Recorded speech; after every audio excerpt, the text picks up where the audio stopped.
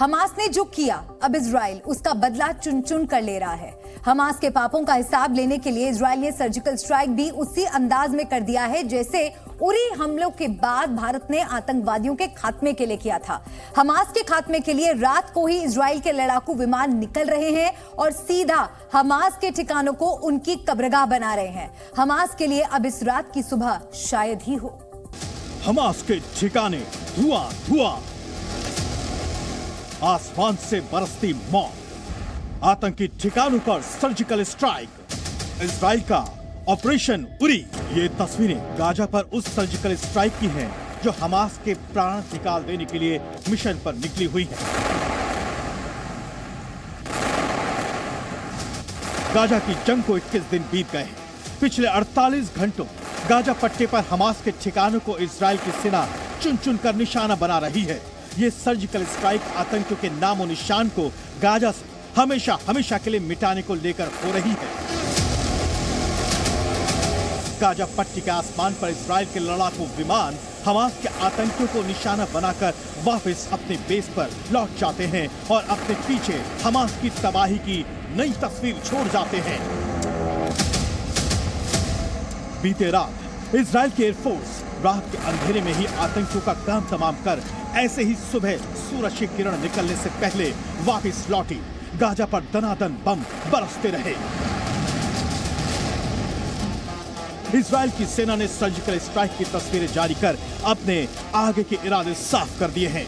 यहां हमास के ठिकानों पर 250 से भी अधिक हवाई हमले हुए हैं। इजराइल के लड़ाकू विमानों ने दाराज तूफाह बटालियन में हमास के 3 बड़े कमांडरों को भी मार गिराया है।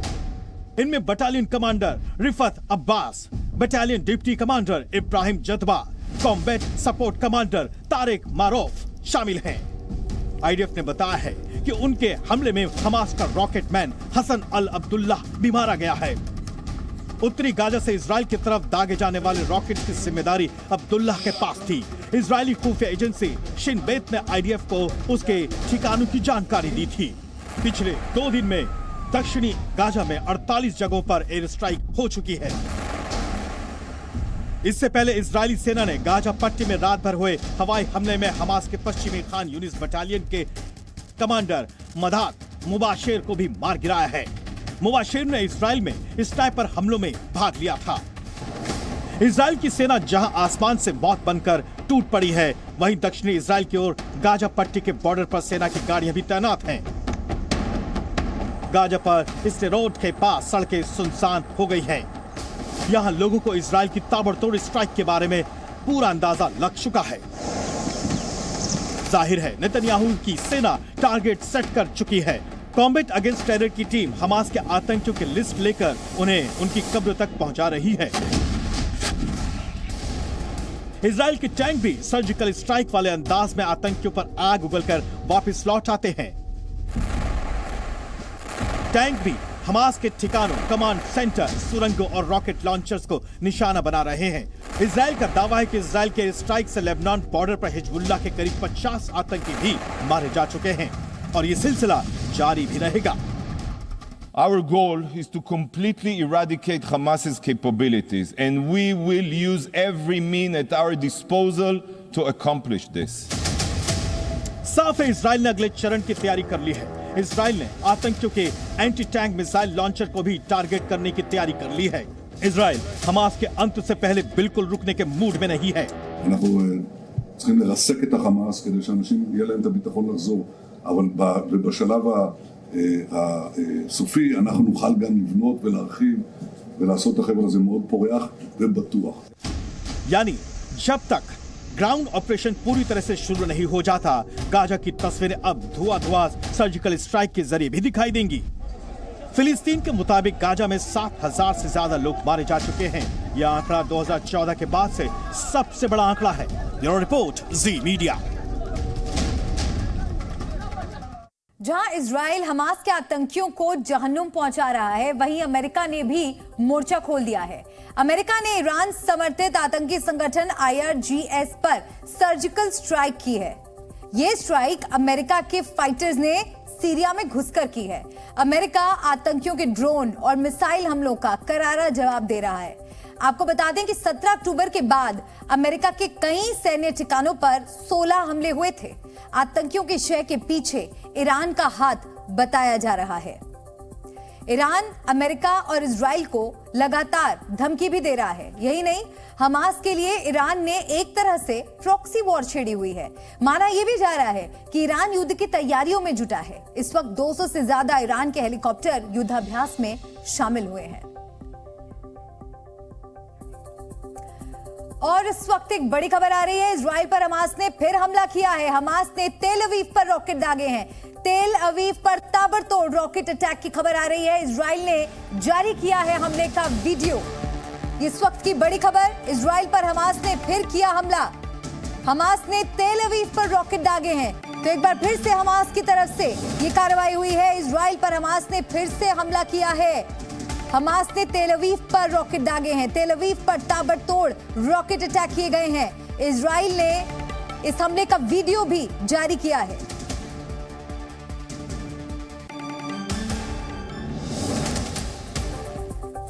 तो 7 अक्टूबर को इजराइल पर हमला करने के बाद हमास के आतंकी मॉस्को में रूस और ईरान से मीटिंग कर रहे हैं। गाजा में घिरे हमास का मॉस्को में क्या काम है?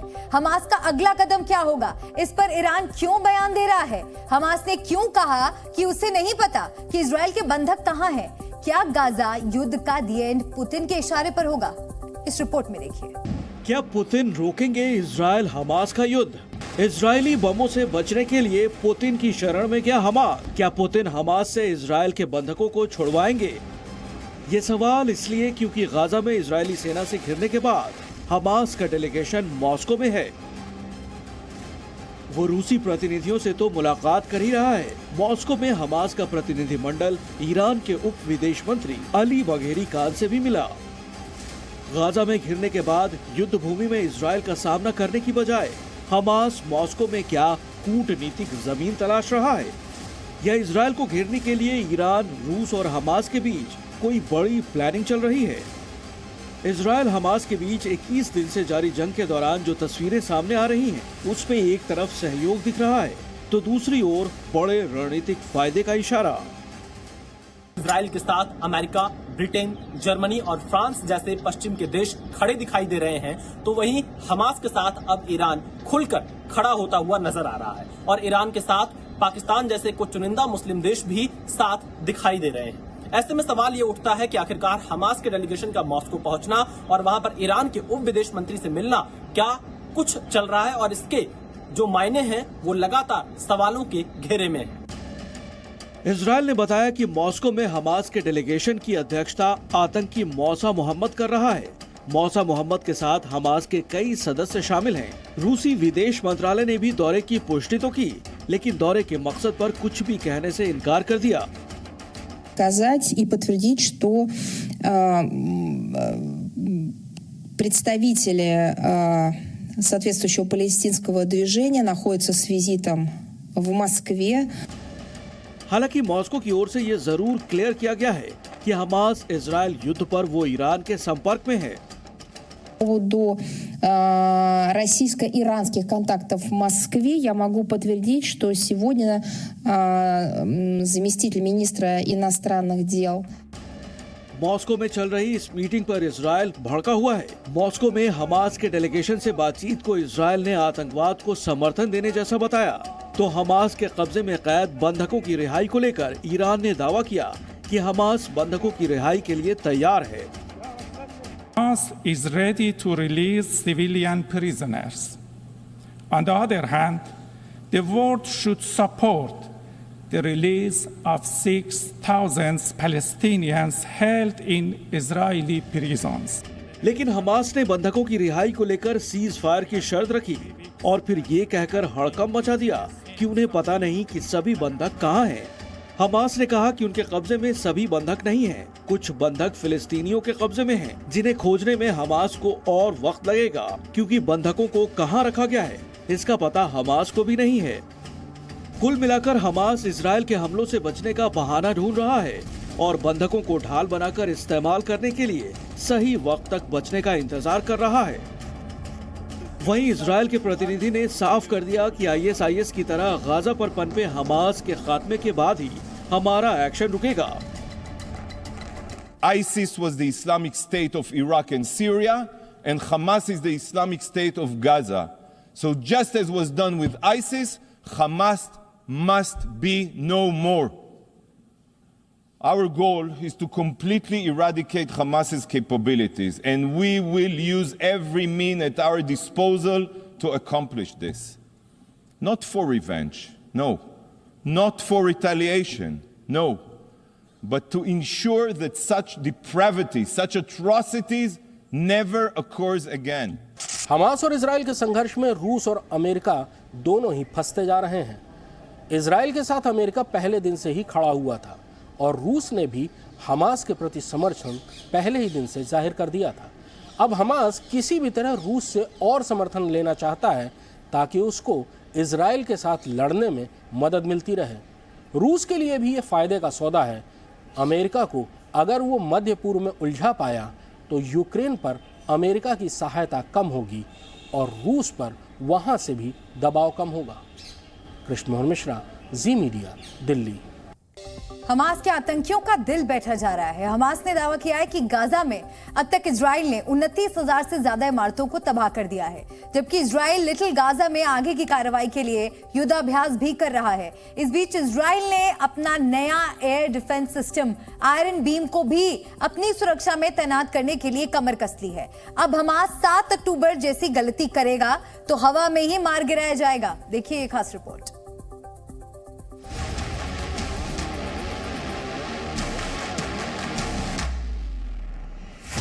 ये बीम है, इजराइल का ब्रह्मास्त्र। लिटिल गाजा में हमास के यमदूत। तबाही के अंजाम तक पहुंचाने वाली ये तस्वीरें तब बनती हैं जब इजराइल का नया ब्रह्मास्त्र दुश्मन के इरादों को जमीन में मिटा देने के लिए आमादा होता है। ये एक बीम है। जैसे ही इसकी नजर किसी दुश्मन ड्रोन या मिसाइल पर होती है, वैसे ही बिना देरी किए ये अपना काम शुरू कर देती है।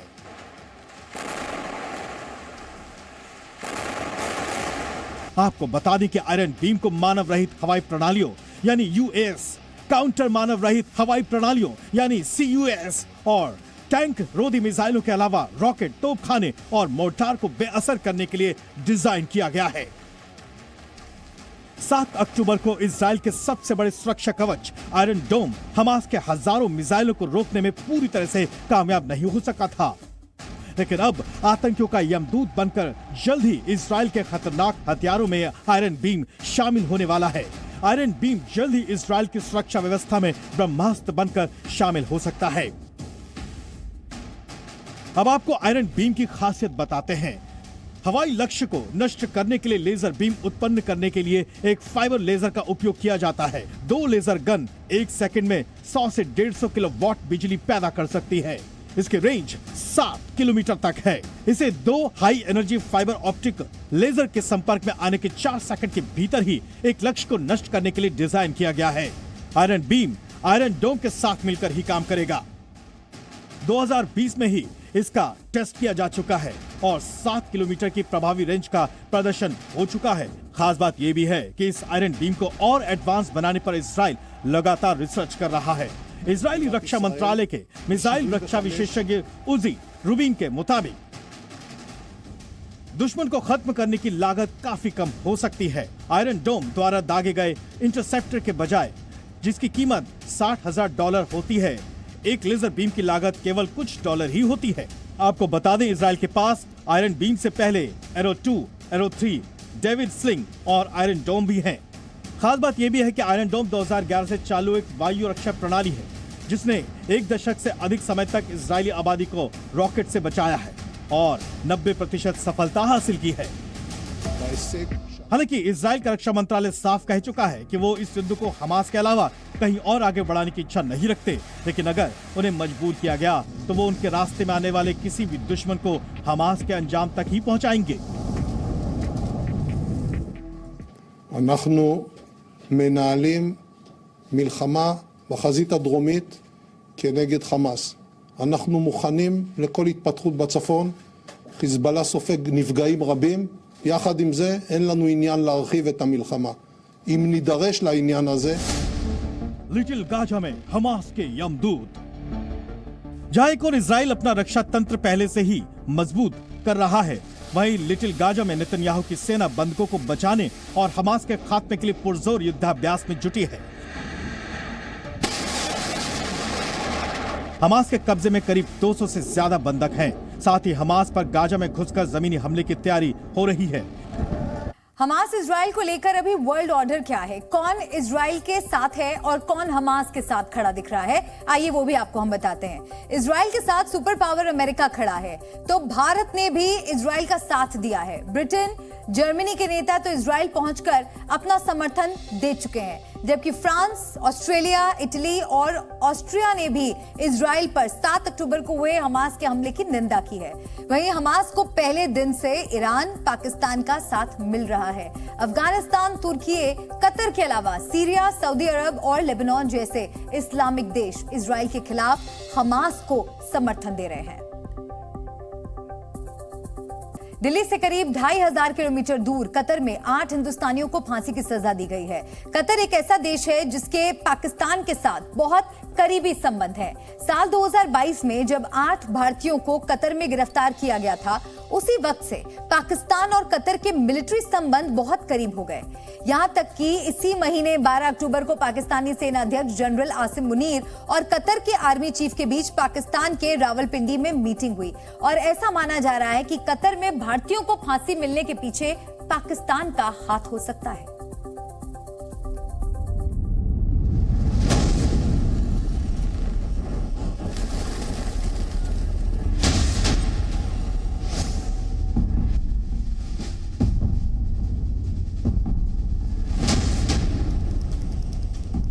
कतर के पाकिस्तान प्रेम का सीधा कनेक्शन 8 हिंदुस्तानियों की फांसी से है।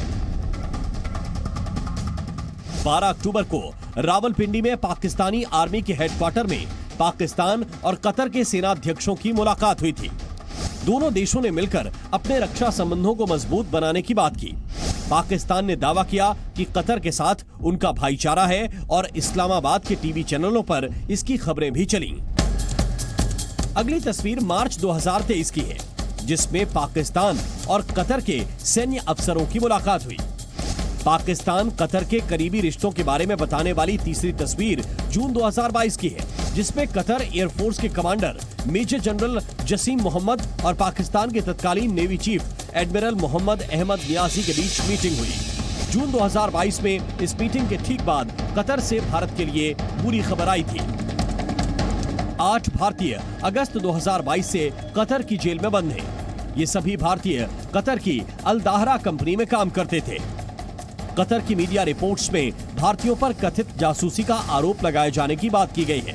हालांकि कतर सरकार की ओर से भारतीयों पर लगाए गए आरोपों को लेकर कुछ खास जानकारी नहीं दी गई है। पूरे मामले पर शक इसलिए भी बढ़ रहा है क्योंकि अल दाहरा कंपनी का मालिक ओमानी नागरिक को कतर ने छोड़ दिया, जबकि 8 भारतीयों को पकड़कर फांसी की सजा दे दी।